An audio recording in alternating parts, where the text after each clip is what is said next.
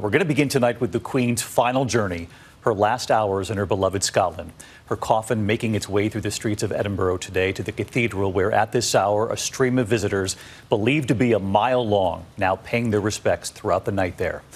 A day of solemn ritual, the Queen's flag-draped coffin carried away from the official royal residence in the Scottish capital. Walking behind her 4 children, her successor, of course, King Charles III, and his siblings, Princess Anne, Prince Andrew, and Prince Edward. The procession winding its way through the streets of Edinburgh, the journey less than a mile. Thousands of people you can see right there lining the route, parents with their children. The crowd virtually silent today. The procession arriving at the cathedral, the coffin lifted up, carried in for a solemn prayer service. After the Queen's children holding vigil, Princess Anne on the left there, the Queen's children on each side of her casket, including the new king, standing there in front. And then tonight, that stream of mourners filing through now, paying their respects slowly. ABC's Amy Robach leading us off tonight in Scotland.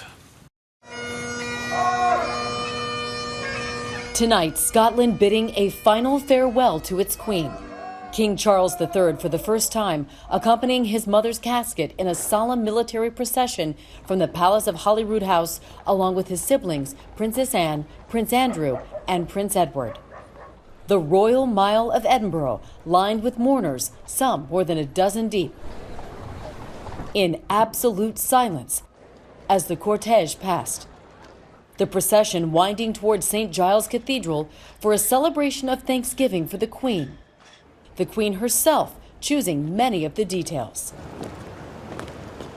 The Queen's casket draped with the Royal Standard of Scotland and a wreath of flowers, most from her beloved Balmoral, including sweet peas, her favorite, often associated with saying goodbye. The crown of Scotland placed on the Queen's coffin, a crown she received here at St. Giles in 1953.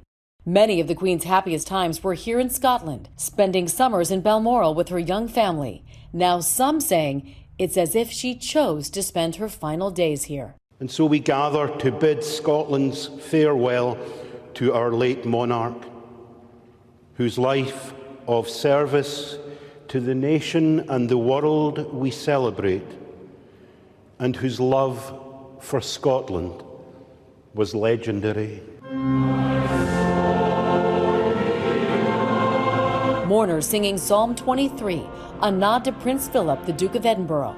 That psalm also sung at their wedding in 1947. Their 73-year marriage just as remarkable as her 70-year reign.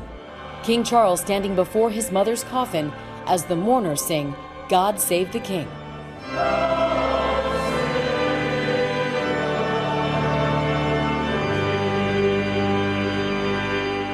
While in grief, the King also performing his official duties as sovereign, visiting Scottish lawmakers donning a traditional kilt. Your Majesty, we stand ready to support you as you continue your own life of service. This morning in London, King Charles giving his first speech to British Parliament. As I stand before you today, I cannot help but feel the weight of history. Honoring his late mother. She set an example of selfless duty, which, with God's help and your counsels, I am resolved faithfully to follow. Tonight, the Queen's children holding vigil inside that cathedral, grieving not just the loss of a monarch, but a mother, a grandmother, a great-grandmother. As thousands of mourners from all over Scotland pay their last respects to their Queen, who so loved this land. And so let's bring in Amy Robach tonight. She's outside St. Giles Cathedral. And Amy, you and I were on the air together earlier today. The well-wishers lining the route, 15 to 20 people deep, in complete silence as the hearse drove past. And you and I couldn't help but to take note that if the Queen had not died in Scotland, this part of the journey, at least this part, would not have even happened.